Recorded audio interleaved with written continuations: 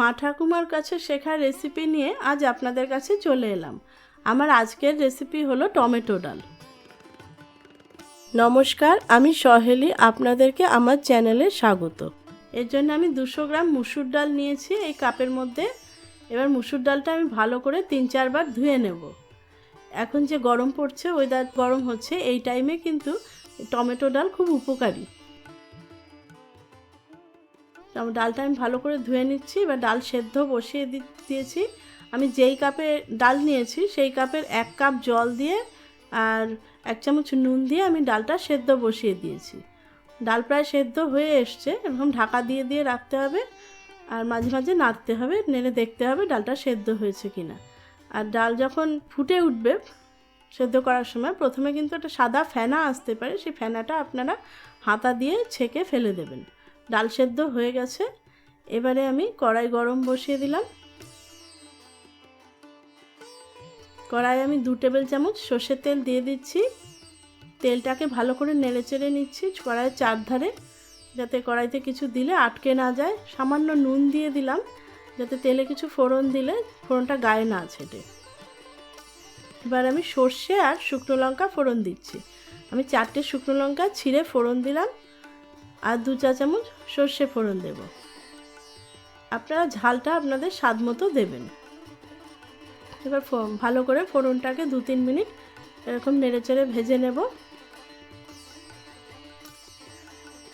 তেল বেশি গরম হলে আঁচটাকে কমিয়ে দেবেন।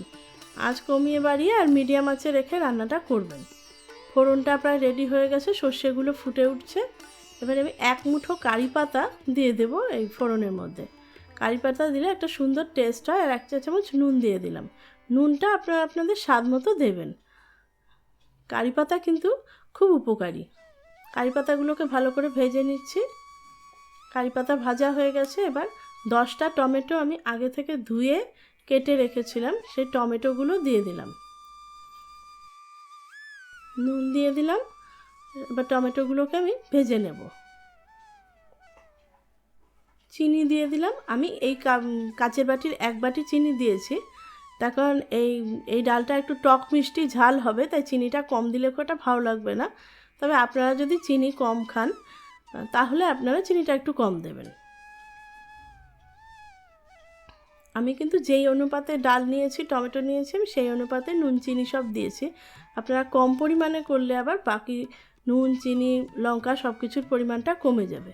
এবারে সেদ্ধ ডালটা আমি দিয়ে দিলাম। দিয়ে ভালো করে এরকম নেড়েচেড়ে নিচ্ছি।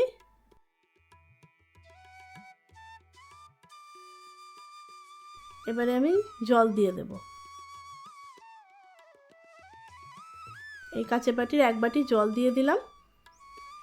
এবার জল দিয়ে আঁচটাকে বাড়িয়ে দিয়ে ঢেকে রাখছি। ডালটা ফুটে উঠলে মাঝে নেড়েচেড়ে দেখতে হবে। ভালো করে নেড়েচেড়ে দেখছি ডাল হয়ে গেছে, ডাল রেডি। এবার গ্যাস অফ করে দিয়ে আমি 1 আঁটি ধনেপাতা কুচি করে কেটে ধুয়ে রেখেছিলাম, সেই ধনেপাতা কুচি দিয়ে দিলাম। ধনেপাতা দিলে একটা সুন্দর ফ্লেভার তৈরি হবে। এবার ঢাকা দিয়ে রাখলাম 5 মিনিট, যাতে ধনেপাতার ফ্লেভারটা রান্নায় মেশে। আমার টমেটো ডাল রেডি। আপনারা এই রেসিপিটা বাড়িতে অবশ্যই একবার ট্রাই করে দেখবেন আর আমাকে জানাবেন রেসিপিটি কেমন হলো। আমার চ্যানেলটি যদি ভালো লেগে থাকে তবে লাইক, শেয়ার আর সাবস্ক্রাইব করতে ভুলবেন না। আর সাবস্ক্রাইব করে বেল আইকনটা কিন্তু অবশ্যই প্রেস করে দেবেন, যাতে যে কোনো নোটিফিকেশান আপনাদের কাছে পৌঁছে যায়। নমস্কার।